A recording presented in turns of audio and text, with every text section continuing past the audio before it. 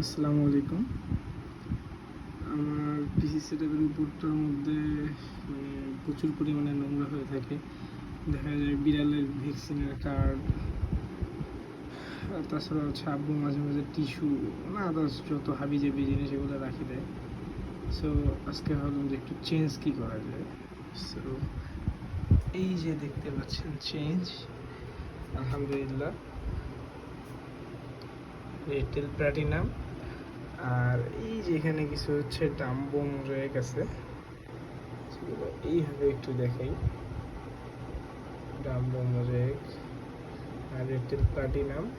So এই দুইটা এই যে আমার পিসির উপরে বসাইছি। এটা হচ্ছে মুবাইয়া 21 গেছে।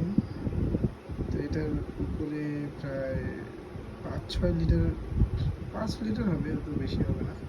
লোড নিতে পারবে কিনা অবশ্যই কমেন্ট করে জানাবেন।